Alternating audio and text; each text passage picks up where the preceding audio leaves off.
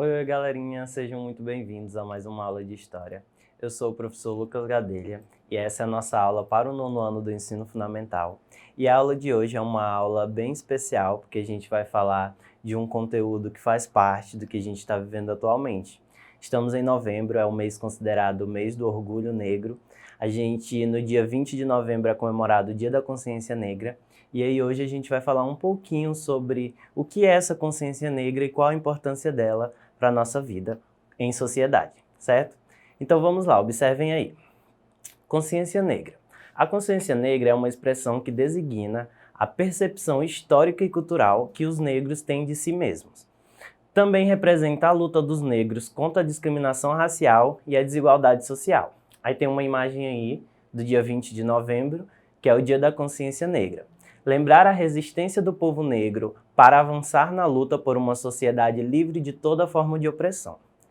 Mas por que dia 20 de novembro é considerado o Dia da Consciência Negra? Vamos aí observar. Em todo o Brasil, é celebrado em novembro o mês da consciência negra. Seu marco é o dia 20 de novembro, data relacionada à morte de Zumbi dos Palmares, líder do Quilombo dos Palmares, situado entre Alagoas e Pernambuco. A celebração relembra a importância de refletir sobre a posição dos negros na sociedade. Afinal, as gerações de afro-brasileiros que sucederam à época de escravidão sofreram e ainda sofrem diversos níveis de preconceito. Aí tem uma imagem da Marcha do Dia da Consciência Negra, que é comemorado no dia 20 de novembro, e aí explicou um pouquinho que é comemorado justamente no dia 20 de novembro, porque é a data que é relacionada à morte de Zumbi dos Palmares, que foi um dos maiores líderes de quilombos no período da escravidão, certo? E aí é importante a gente entender essa relação para a gente compreender que a nossa história da nossa identidade, da nossa miscigenação, de nós brasileiros, ela é muito fruto desse processo de colonização, do descobrimento do Brasil e, consequentemente, também do processo de escravidão, certo? Tanto é que, observem aí, o Quilombo dos Palmares era símbolo de luta e resistência contra a escravidão e referência à liberdade e autonomia de um povo que durante mais de 3 séculos vinha sendo brutalizados, arrancados à força de suas terras natal, a África, trazidos a outro continente para servir e produzir no nascente Brasil colonial. Foi nesse contexto hostil que nasceu o nosso país. Por isso, tudo que foi gerado, produzido, construído, se deve às mãos negras dos africanos e seus descendentes.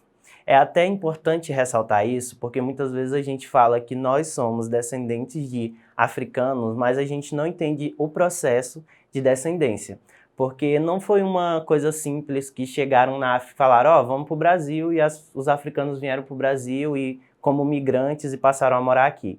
Eles foram trazidos a forças, brutalmente, em formas hostis, e também muitos deles foram mortos, muitos deles não sobreviviam nem ao caminho, e chegavam aqui e tinham que ser escravizados. E todo esse processo de escravidão durou mais de 300 anos só aqui no nosso país. Então, muito da nossa identidade nacional também se deve a essa escravidão, certo? Que não foi um dos períodos mais tristes da nossa história e não foi, de forma alguma, um período que deve ser celebrado, certo? Mas a nossa consciência negra, essa questão de se conscientizar quanto à nossa descendência, ela é importante ser celebrada. Observem. Após a abolição formal da escravidão, no dia 13 de maio de 1888, que aí foi o que o texto já falou, quase mais de 300 anos, mais de 3 séculos de escravidão, a busca pela igualdade por direitos dos negros jamais cessou. Então não foi porque a abolição da escravidão acabou que os negros passaram a ter todos os direitos e passaram a ser incluídos na sociedade. A discriminação, sentida em todas as áreas, tornou o negro excluído da sociedade, da educação e, consequentemente, do mercado de trabalho. Essa exclusão, através de muita luta, foi aos poucos se diminuindo e o negro foi encontrando lugar nos esportes e artes, mas não tinha acesso à universidade, por exemplo. Deste modo, era preciso um dia para lembrar dessa manifestação constante que os negros realizam para serem aceitos da mesma forma que os brancos no Brasil.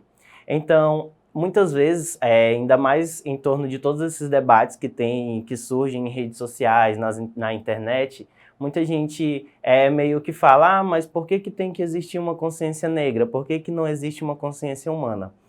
A consciência negra, gente, ela é importante justamente para a gente entender que os negros passaram por um processo extremamente árduo e que ainda hoje a gente tem reflexo de todo esse processo. Ainda hoje, muitos negros não têm as mesmas condições, oportunidades que os brancos têm. A população negra compreende a mais de 50% da população brasileira e, mesmo assim, são os que mais sofrem com toda a desigualdade, com toda a fome, com toda a miséria, com toda a falta de oportunidade que é dado a essa população, certo? A nós, quanto negros, quanto brasileiros, quanto miscigenados, então a gente tem muito essa importância de se estudar e de ter essa consciência negra e de celebrar esse dia para a gente lembrar as nossas origens, as nossas raízes e tudo aquilo que o nosso povo já sofreu para que a gente pudesse estar aqui hoje, certo?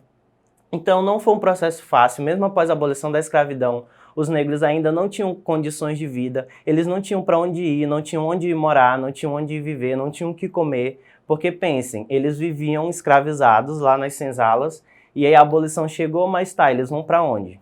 Qual assistência foi dada a eles? O que foi dado a eles como oportunidade? Qual o emprego que eles iam ter, certo? Então, houve um processo ainda bem demorado para que hoje, por exemplo, o negro pudesse votar, que é um direito básico de toda a sociedade. Então, é um processo muito demorado que ainda está se encaminhando para que a gente tenha pelo menos uma equidade daqui para frente, certo? Tanto é que no ano de 2003, uma lei, que é a Lei 10.639, ela vai marcar um pouco dessa importância dessa consciência negra. Por quê? Porque ela vai trazer um certo avanço no estudo de toda essa temática. Observem aí, artigo 26 da Lei 10.639. Nos estabelecimentos de ensino fundamental e médio, oficiais e particulares, torna-se obrigatório o ensino sobre a história e cultura afro-brasileira. A Lei 10.639 é uma lei do Brasil que estabelece a obrigatoriedade do ensino da história e cultura afro-brasileira dentro das disciplinas que já fazem parte das grades curriculares dos ensinos fundamental e médio. Também estabelece o dia 20 de novembro como o Dia da Consciência Negra no calendário escolar. Então, é essa a importância da Lei 10.639. Só que vai haver uma alteração dessa lei no ano de 2008, que aí vai vir a Lei 11.645. Nos estabelecimentos de ensino fundamental e ensino médio, públicos e privados, torna-se obrigatório o estudo da história e cultura afro-brasileira e indígena. No ano de 2008, 5 anos depois da Lei de 2003, vai ser acrescentada a obrigatoriedade do ensino indígena, que é outra deficiência que a gente tem dentro da nossa sociedade, de entender que os povos indígenas também, esses nativos indígenas, eles fazem parte da construção da nossa história, certo? Então, essa Lei 11.000 vai alterar a Lei 10.000, a qual estabelece as diretrizes e bases da educação nacional para incluir no currículo oficial da rede de ensino a obrigatoriedade da temática História e Cultura Afro-Brasileira e Indígena. Isso implica a necessidade de abordar a temática em questão no ensino de todas as disciplinas do currículo da educação básica, que inclui o ensino fundamental e médio. Então, a obrigatoriedade dessa lei ela tem que ter uma interdisciplinaridade, ela tem que passar por todas as disciplinas.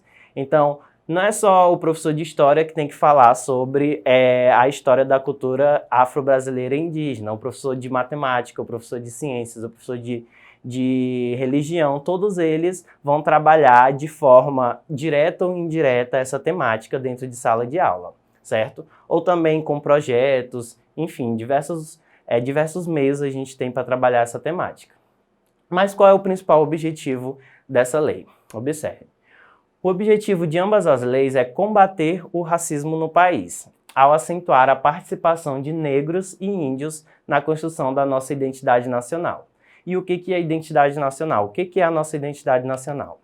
É o conceito que sintetiza um conjunto de sentimentos, os quais fazem um indivíduo sentir-se parte integrante de uma sociedade ou nação.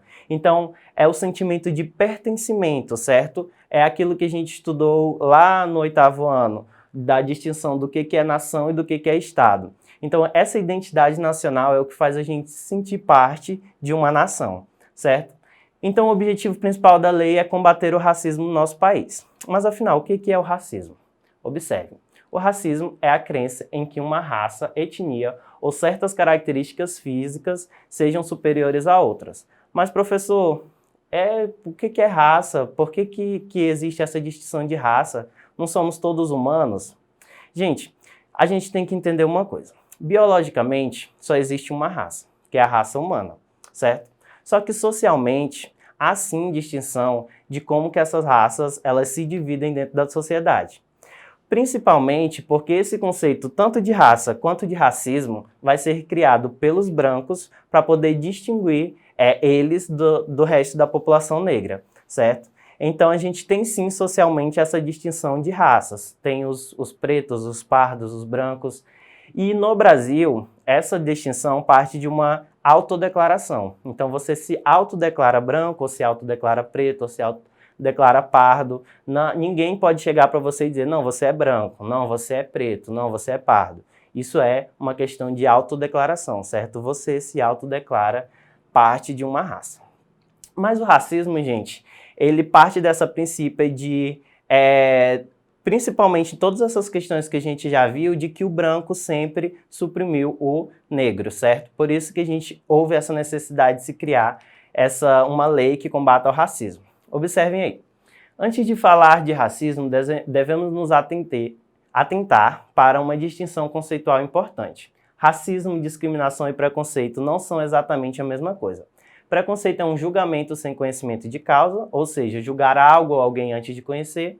Discriminação é o ato de diferenciar, de tratar pessoas de modo diferente por diversos motivos. Já o racismo é uma forma de preconceito ou discriminação motivada pela cor da pele ou origem étnica. Pensando na extensão dos conceitos, o racismo está dentro dos conjuntos preconceito e discriminação, mas não os esgota, certo? E existem diferentes tipos de racismo, ele não se manifesta de maneira única. Pode haver o racismo quando há um crime de ódio ou discriminação racial direta, que é quando você sofre ou pratica alguma discriminação direta a uma pessoa, a um grupo de pessoas.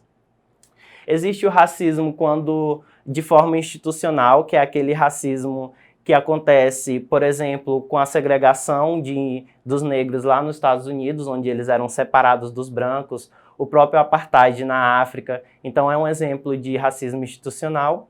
E o racismo estrutural, que é aquele racismo que está enraizado na sociedade, que a gente muitas vezes nem percebe que é racismo. Observem, falas e hábitos pejorativos incorporados ao nosso cotidiano tendem a reforçar essa forma de racismo, visto que promovem a exclusão e o preconceito, mesmo que indiretamente. Essa forma de racismo manifesta-se quando usamos expressões racistas, mesmo que por desconhecimento de sua origem, como a palavra denegrir. Também acontece quando fazemos piadas que associam negros e indígenas a situações vexatórias, degradantes e criminosas, ou quando desconfiamos da índole de alguém por sua cor da pele. Outra forma de racismo estrutural muito praticado, mesmo sem intenção ofensiva, é a adoção de eufemismos para se referir a negros ou pretos, como as palavras moreno e pessoa de cor.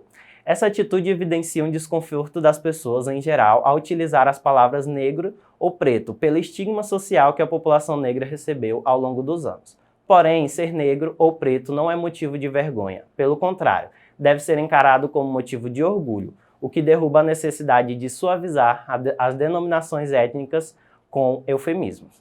Certo? Então é isso, galerinha. Muito obrigado por essa aula, por ter compreendido esse assunto. Para ter acesso a ela na íntegra, acesse a plataforma do Eduque no site da Secretaria de Educação. E a gente fica por aqui. Tchau, tchau.